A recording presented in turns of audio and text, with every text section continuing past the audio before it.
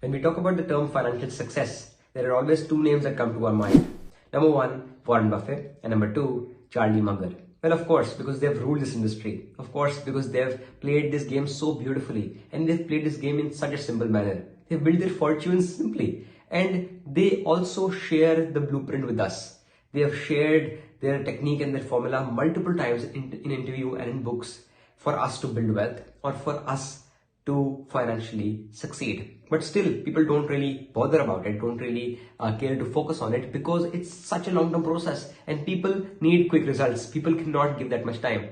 But if you're someone who's ready to give that much time, or if you're someone who is ready to learn from these masters or these greats, then this video is for you. I'm not going to overstress this. I'm not going to complicate this. It's going to be a simple short video wherein I'm sharing a passage that is built on the learnings from these greats. So if you're ready, please allow me a few minutes of full focus and attention from you so that you can understand this. Please let it sink in, just observe, just understand each and every word and then try to apply it later on in your life. It's very simple. It's very, very simple. Nothing complicated, nothing extraordinary. But the point is you need to follow this with honesty and you need to follow this for long enough. Well, let's start the video and let's understand this passage. Underspend your income for the maximum extent possible. Avoid taking on any debt for discretionary consumption. Cook at home. Buy clothes only at sale. Learn to cherish frugality. Always pay yourself first. Spend on yourself only after you've done an investment. Never depend on a single source of income. Make an investment in yourself, learn a new skill, and build a second source. Avoid get-rich-quick schemes. Invest wisely by learning from the great investors. When you finally achieve financial independence, you will truly appreciate the value of money because of all the sacrifices you've made in the past. Remember, building wealth over time has less to do with your income levels or your investment returns, but more to do with your savings discipline. As Peter Lynch says, in the long run, it's not just about how much money you make that will determine your future prosperity. It's how much money you put to work by saving it and investing it. And at the end of this passage, it is written that resist instant gratification and embrace delayed gratification. And if I could explain you that in very simple words, it means that we need to resist or we need to avoid instant results or instant quick fixes that we're always looking at. We're always looking at quick fixes, especially this generation. We want everything too fast. We want to get rich quickly. We want to get rich overnight. We want quick promotions. We want quick bonuses, quick profits in the stock markets, and XYZ, blah, blah, blah things. But the problem is that whenever we look for such quick, fixes, we are also taking a lot of risk.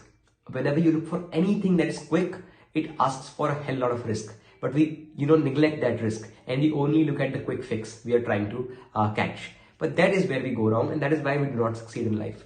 Actually, the process is meant to be long run. It is meant to be on a longer time frame because you really can't change it. You cannot change the way of it, and it will be like this forever and ever. The world is getting faster, the world is getting newer and better, and things are coming up. But you cannot be financially successful with faster technology. You cannot be financially successful with faster techniques. Finance will remain the same. Maybe the technologies in finance differ. Maybe the formulas of finance differ. Maybe the ways of how we work in finance differ. But at the end of a, making money will always be the same. It is always about how you behave with money. It is never about how smart you are. It is always about how you behave. And that will remain the same forever. Even if the world gets even faster, making money will never get faster.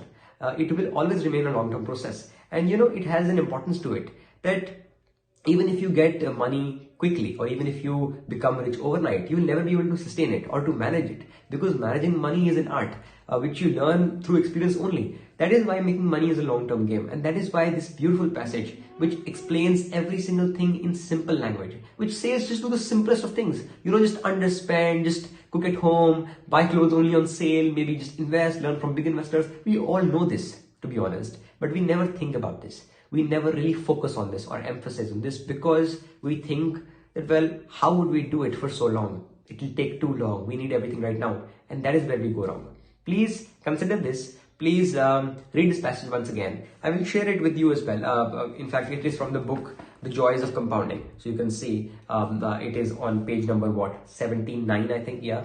So you can read this passage on your own as well. It is built on the learnings from the greats. Warren Buffett, Charlie Munger, Peter Lynch. I mean, of course, we can trust these guys, right? Because they've mastered it up so well. So why not just follow their learnings?